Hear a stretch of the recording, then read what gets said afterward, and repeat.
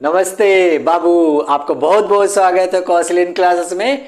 और आपको तो मैं बार बार वीडियो में बताता हूँ कि हम लोगों का एक इनिशिएटिव चल रहा है मैथ्स 24x7 का, जिसमें हमने प्रण किया है अब भारत नहीं विश्व का बच्चा मैथ पढ़ेगा। बाबू एक बात बताएं, पढ़ेगा, कसम से पढ़ेगा। अभी मेरी पॉपुलैरिटी नहीं है, लेकिन आने वाला समय देख लीजिए बहुत अच्छा जाएगा, क्योंकि इतने 20 सालों में, मतलब 20 सालों में मैंने ऐसा कोई बच्चा नहीं पाया जिसका बेसिक अच्छा। सर पैसा तभी तो लोग देंगे हमको। देखिए बाबू, बेसिक के बिना मैथ पढ़ी नहीं जा सकती, तो बेसिक का हम लोगों ने एक अलग से देखा जाए कैंपेन चला रखा है 45 चैप्टर 45 डेज का। लेकिन ये जो वीडियो होने वाला है वो क्लास 10th का है, chapter 3 pair of linear equation. Sir मैं आपको सही बात बता दूं, कक्षा 6 से 12 तक का लगातार वीडियो अपलोड करूंगा, लेकिन कभी कभी होता सर थोड़ा सा देर हो जाता, क्षमा कीजिएगा। हम लोग लगे हैं आपके लिए। अब ये कि आपका जो सपोर्ट मिलता है ना सर, उससे बड़ी पॉजिटिविटी आती है। और जिस तरीके से फीडबैक मुझे मिला है sir, I am very happy sir, कसम से मैं बताऊं। तो बिना देर किए सर, लीनियर इक्वेशन 2 वेरिएबल्स में ऐसे बता दो, आप इस पे देख लीजिए। देखो उसमें कुछ करना नहीं है, पता ये करना है ये इक्वेशन होता क्या है, फिर 2 वेरिएबल का क्या होता है, फिर ये कितने मेथड से सॉल्व होता है, ग्राफिकल है, अलजेब्रिक है, बहुत कुछ है सर। बिना टाइम वेस्ट करिए ये लीजिए, आपको हम पढ़ाते हैं पेयर ऑफ लीनियर इक्वेशन। इसकी कुंडली अब हम खोलेंगे। आइए बाबू देखो, सबसे पहली बात तो हम करें इक्वेशन की, सबसे पहली बात तो हम करें इक्वेशन की, तो वो ये है इक्वेशन। देखो इक्वेशन का मतलब होता है थोड़ा सा कोई ऐसा चीज जिसके बारे में कोई ना जानता हो। जैसे मतलब कोई ऐसा अडर मटर हो कि सीबीआई जांच हो गई सर, ऐसे केसेस को पता कराने के लिए नॉर्मल पुलिस तो करा नहीं पाते। तो अभी क्या है कि इक्वेशन का मतलब होता है एक ऐसा रहस्य, एक ऐसा रहस्य। जैसे अभी 100 रुपया रखे रहे यार, इसमें 70 है, बाकी पैसा कहाँ गया, कितना पैसा गया इधर उधर, तो माना वो पैसा भाग गया, वो एक्स है। सर ध्यान से सुनिए, जो पैसा भाग गया वो एक्स है, आपके जेब में 70 बचा है, आपके पास टोटल था 100 रुपया, तो इसका मतलब ये हुआ कि x इक्वल टू 100 माइनस 70 बराबर आपके जेबुआ में रहा होगा 30 रुपया। सर आप समझ पा रहे हैं ना, आपके जेबुआ में रहा होगा 30 रुपया। अच्छा, तो ये तो सर 1 वेरिएबल है। इक्वेशन होता क्या है, इक्वेशन होता है इस तरीके का। सबसे पहले होता है 1 वेरिएबल, सबसे पहले क्या होता है 1 वेरिएबल, कक्षा 8 में आप पढ़ चुके हैं। इसके बाद 2 वेरिएबल होता है बाबू, 2 वेरिएबल होता है, आप कक्षा 9 में भी पढ़े हैं, लेकिन उसमें सिर्फ ग्राफ बनाना सीखे। जन्म कुंडली तो लीनियर इक्वेशन की इसमें खुलती है बाबू। तो ये 2 वेरिएबल। अब ध्यान से सुनिएगा, आपने ये पढ़ा कहां पे, 8 में पढ़ा, आपने पढ़ा 8 में, 8 में पढ़ा, ये आप 9th में भी पढ़े हैं और अब 10th में भी पढ़ेंगे, आप 10th में भी पढ़ेंगे। ये है क्या कहानी, आप जरा ध्यान से देखिए। ये देखो बाबू, अगर मैं कहूं x plus y equal to 10, बहुत ध्यान से सुनना है, तो मैं बोलूं कि ऐसा कोई 2 नंबर बताओ जिसका सम 10 है, तो कोई बोलेगा 2 8, कोई बोलेगा 1 9, कोई बोलेगा 6 4। ये बात वही है सर। ये जब बोल रहा है कि x plus y equal to 10 है, तो ऐसे कोई बोलेगा, और किसी बात को आप गलत भी नहीं बोल सकते। लेकिन अगर कोई बोल दिया कि x minus y equal to 2, तब मजा आ जाएगा। ये मजा क्या आएगा कि इसमें अब x और y की एग्जैक्ट वैल्यू होगी जिसको कोई नहीं काट सकता, और इसी को बोलते हैं लीनियर इक्वेशन 2 वेरिएबल। और बाबू एक बात और बता दें कि अगर एक इक्वेशन है और x y की कोई वैल्यू आपसे पूछता है, तो आप बिल्कुल परेशान ना होइएगा, उससे बोले बाबू एक बात बताएं, जब 2 वेरिएबल का इक्वेशन है तो कम से कम 2 इक्वेशन मुझे दो, तभी हम दोनों की वैल्यू बता पाएंगे। तो ये हमेशा ध्यान रखना, कभी कभी लोग ऐसे परेशान करने के लिए पूछ लेते हैं। तो जरा ध्यान से सुनिए, ये है 2 वेरिएबल का इक्वेशन बाबू, ये है 2 वेरिएबल का इक्वेशन। करते क्या है, देखो सॉल्व करने का मेथड होता है, सॉल्व करने का मेथड होता है। सबसे पहला है सब्स्टिट्यूशन। क्या है, सब्स्टिट्यूशन। अच्छा, दूसरा क्या है, एलिमिनेशन। दूसरा क्या है, एलिमिनेशन। तीसरा क्या है, क्रॉस मल्टीप्लिकेशन। क्या है, क्रॉस मल्टीप्लिकेशन। अच्छा एक बात और बता दें बाबू, कि इस इक्वेशन को सॉल्व करने का जो ग्राफिकल मेथड वो 9th में आप पढ़ चुके हैं। अगर आपको लगता है कि नहीं सर थोड़ा सा डाउट है, तो तो अभी पहले मैं ये तीनों पढ़ा लूं, फिर ग्राफिकल मैं आपको पढ़ा देता हूं। पहले ध्यान से सुनना, आखिर में ये तीनों मेथड कैसे काम करते हैं। तो मैं एक काम करता हूं, एक एक करके पढ़ाता हूं। मेरा इक्वेशन क्या था, x plus y equal to 10 और x minus y equal to 2। अब आप कहोगे सर आप तो बहुत छोटा इक्वेशन लिए हो, ऐसे कैसे सॉल्व होगा, हम तो बड़े बड़े लगाते हैं। तो बाबू सुन, अगर ये देखो जब लॉ पता चल जाता तब टेंशन नहीं होती, टेंशन तो तब होती जब कुछ पता ही ना हो। ध्यान से, पहला मेथड मैं यहां लगाता हूं, पहला मेथड आपको पता ना, सब्स्टिट्यूशन। बाबू ध्यान से सुनना, कुछ करना नहीं है बाबू, ऐसे सबसे पहले फ्रॉम फर्स्ट, ऐसे ये इक्वेशन दिया रहता है ना, ऐसे लिखा रहता है, ये फर्स्ट है ये सेकंड है, तो आप कुछ करना नहीं, फ्रॉम फर्स्ट बबुआ कैसा भी करके x की वैल्यू निकाल लो। आप बताओ 10 माइनस होगा कि नहीं भाई, y उधर जाएगा तो 10 में से माइनस होगा। और अगर हम लोग फ्रॉम सेकंड निकाल लें तो x की वैल्यू हो जाएगी 2 प्लस वाई। अब यहां एकदम ऐसे यहां लिखना फ्रॉम फर्स्ट एंड सेकंड। बाबू देखो यहां भी x निकल चुका, वहां भी x निकल चुका। अब ये बन गया कक्षा 8 का क्वेश्चन। अब देखिए ये कक्षा 8 का बन गया बाबू, आपको पता ना y के पास जाएगा, x के पास जाएगा, तो ये y इधर आ जाएगा, तो माइनस वाई और माइनस वाई, और ये 2 है, ये 10 वहां चला जाएगा, ये हो जाएगा। यहां बचेगा -8, यहां बचेगा -2y, और y की वैल्यू आ गई 4। भाई माइनस वाई की वैल्यू -4, माइनस माइनस कट जाएगा, y का मान आ गया 4। अब आप खुद ही समझो, इतना समझदार हो, जब y का मान यहां रख दोगे तो 10 में से 4 गया 6 आएगा ना, तो बिना टाइम वेस्ट किए आप x का मान 6 लिख दीजिए। ये सब्स्टिट्यूशन था। यही मैं आपको इलिमिनेशन बता देता हूं, एलिमिनेशन। वैसे ये बहुत इजी है, वो इक्वेशन बहुत इजी है, थोड़ा सा कहिए मैं टफ ले लूं, लेकिन समझाने की बात हो तो ये बेटर है। आप सबसे पहले क्या करिएगा, ऐसे इक्वेशन फर्स्ट लिखिएगा, यहां कुछ लिखेगा, इक्वेशन 2 लिखिएगा, यहां मल्टीप्लाई। अब देखिए इक्वेशन हमारा x plus y equal to 10 है, x minus y equal to 2 है। सर होता क्या है कि जो y है उसी का कोफिशिएंट बराबर करना होता है। अभी जैसे मान लीजिए यहां मैं थोड़ा सा लिख दूं, मेरे पास होता 2x plus y equal to 10 और यहां होता 3x minus 5y equal to 20, ऐसा होता है। तो बाबू देख यहां y है, यहां 5y है, तो हम लिखते इक्वेशन 1 में 5 का मल्टीप्लाई करने पर, तो यहां 5y हो जाता, 5y कट जाता, इतनी सी बात थी। तो आप परेशान ना होइएगा, ये लग जाएगा। तो आप खाली कॉन्सेप्ट समझो बेटा, कॉन्सेप्ट समझ में आ जाएगा ना तो मजा आ जाएगा। तो मैंने इक्वेशन 1 को 1 मल्टीप्लाई किया, 1। अच्छा मैं मल्टीप्लाई नहीं करता, लेकिन मैं दिखा रहा हूं कि आप 1 की जगह 1 2 3 4 कुछ भी हो सकता है y को बराबर करने के लिए। तो अभी मेरे पास बराबर है, मैं ऐसे लिख लेता हूं x plus y equal to 10 और x minus y equal to 2। मैं ऐसे लाइन खींचूंगा और मैं जोड़ घटा दूंगा। अब बात यह है कि हम क्या करें सर, यहां y को कटवाने के लिए आप खुद ही सोचिए, अगर y में ये y प्लस ये y माइनस है तो जोड़ेंगे तो खत्म नहीं हो जाएगा, अगर ये y प्लस होता तब घटा देते। तो जब अपोजिट साइन हो तो हमेशा जोड़िए और जब सेम साइन हो तो हमेशा घटाइए। अब देखिए मैंने जोड़ दिया, कट गया, यहां आ जाएगा 2x, यहां आ जाएगा 10 और 2 12, अब x का मान 6 हो गया। अब आप देख लीजिए x का मान 6 आया था कि नहीं आया था। तो जब x का मान 6 हो गया बाबू, x का मान 6 हो गया, तो यहां आप कहीं भी रख दीजिए, यहां रख दीजिए 6 रख दीजिए, तो ये y यहां रह दीजिए, 6 उधर जाके 10 में से घटेगा तो 4 नहीं आ जाएगा। तो यहां अगेन बाई सब्स्टिट्यूटिंग लिख दीजिएगा, again by substituting again by substituting x equal to 6। तो भैया 6 प्लस वाई इक्वल टू 10 है, तो y इक्वल टू 4 आ गया। ये दूसरा मेथड हो गया सर। अब जरा तीसरा मेथड देखिए, क्रॉस मल्टीप्लिकेशन।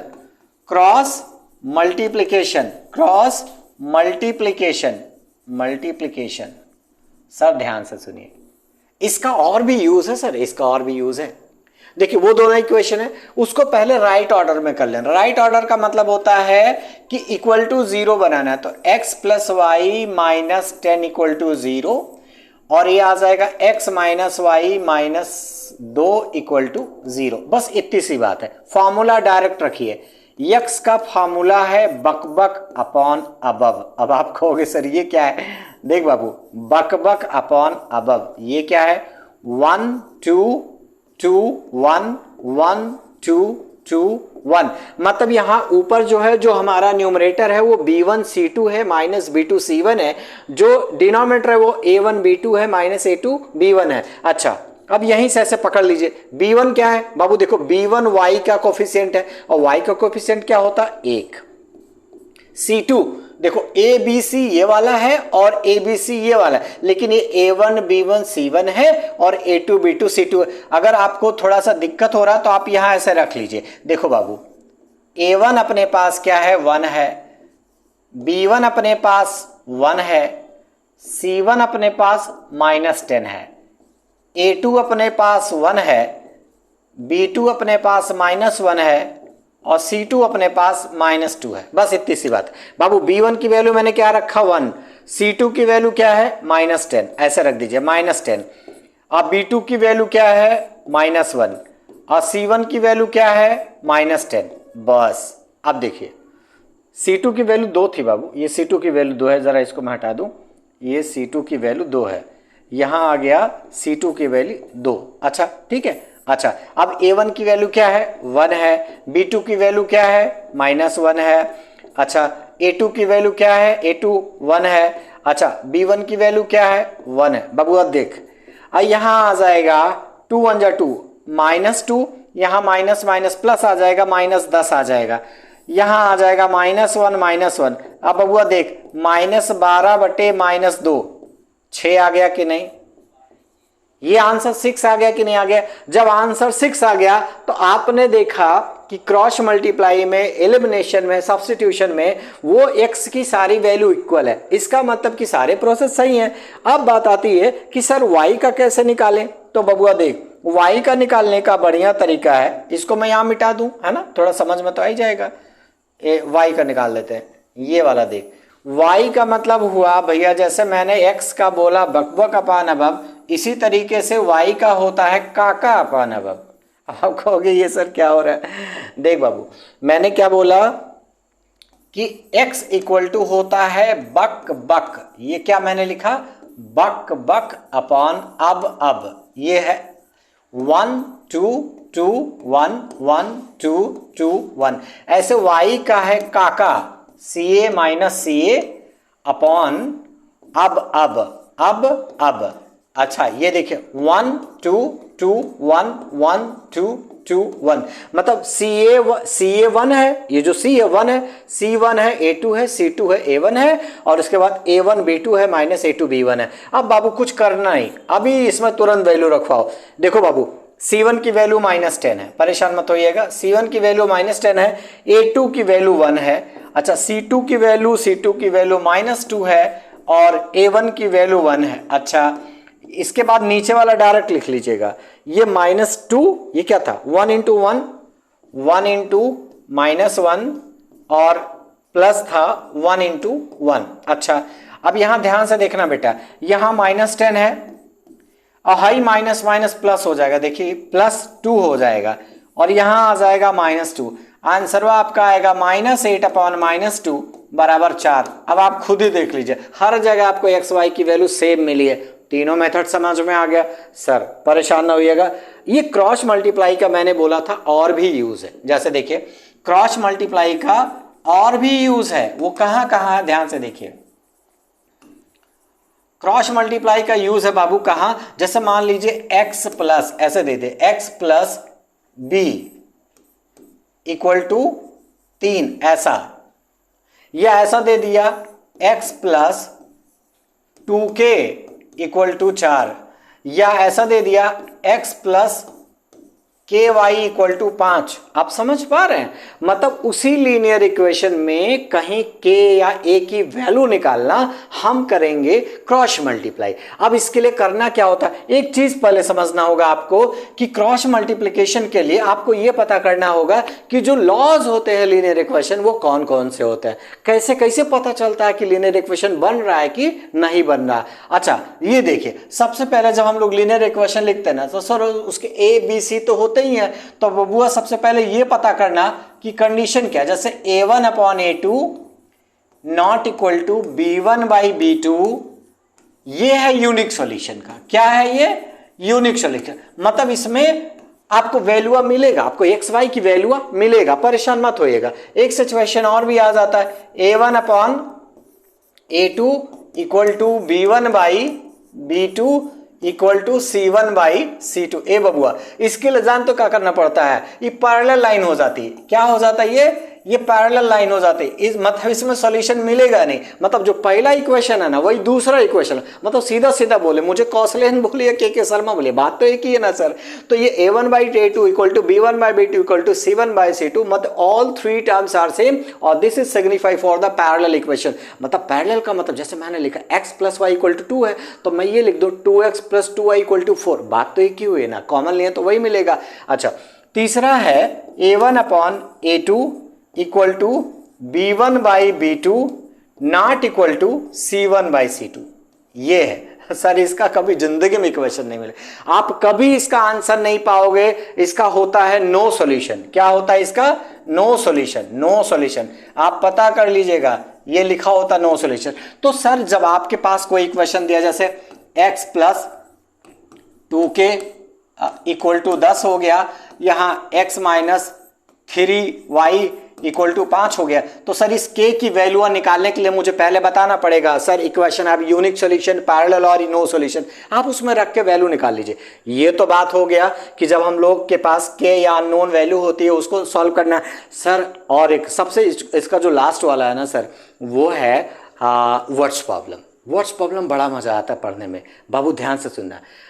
वर्ड्स प्रॉब्लम को समझने के लिए, चूंकि दो इक्वेशन है इसमें, तो आपको आसान रहेगा वैल्यू रखना। जैसे मैं आपको बोलूं कि sir's age is twice of student age. अब यहां स्टूडेंट, देखो यहां स्टूडेंट अलग हो गया और सर भी अलग हो गए। अब अगर स्टूडेंट हमारा x है और सर y है, ध्यान से सुनिए, स्टूडेंट हमारा x है, सर y है, तो आपको पता हो गया ना सर, दोनों इक्वेशन आप जो जो बोलेगा वो उल्टा करेंगे। जैसे सर बोला कि मैं दुगना हूं स्टूडेंट का, तो सर दुगना स्टूडेंट वा मल्टीप्लाई करेगा।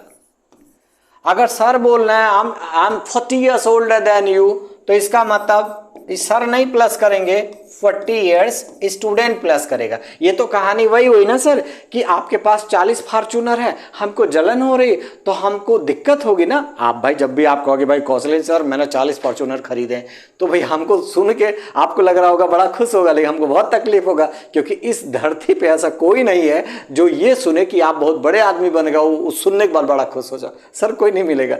तो आप मेरे बराबर आ रहा है तो सर आप अपनी 40 फॉर्च्यूनर बेच दो या तो मैं 40 खरीद लूं, यही कहानी है। तो थोड़ा ध्यान से समझना, अगर ये ऐसा समझ में आता हो सर तो लीनियर इक्वेशन टू वेरिएबल आपको परेशान नहीं करेगा। इसमें से 2-3 वैरायटी का क्वेश्चन बनता है। जैसे वो बोलता है sum of 2 digit, sum of 2 digit, बाबू ध्यान से, सम ऑफ 2 डिजिट की बात करता है तो उसका कहानी ये है 10x + y = 10y + x।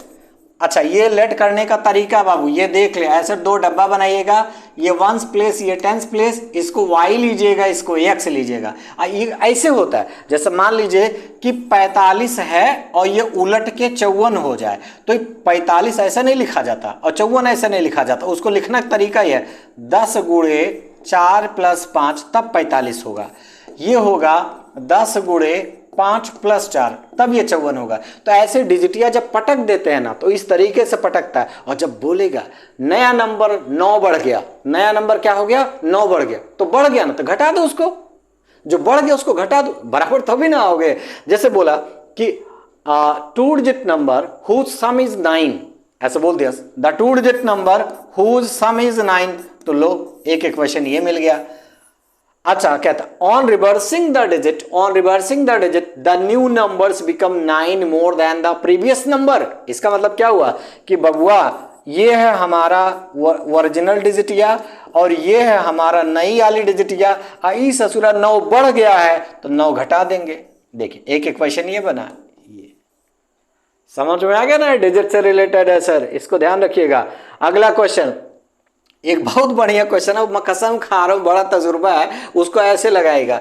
कोई ट्रेन है 360 किलोमीटर की जर्नी को x स्पीड से कवर कर रहा है, अगर उसकी स्पीडिया में हम लोग 5 किलोमीटर पर आवर बढ़ा दें तो यही तो होगा। तो बबुआ एक बात बोलते, जब स्पीडिया बढ़ा देंगे तो ट्रेन वहां जल्दी नहीं पहुंच जाएगा, तो जितना जल्दी पहुंचा उसी को ऐड करा देंगे तो तुम उतना घंटा लेट आओ। मतलब स्पीड यहां प्लस होती है तो टाइम यहां प्लस होगा।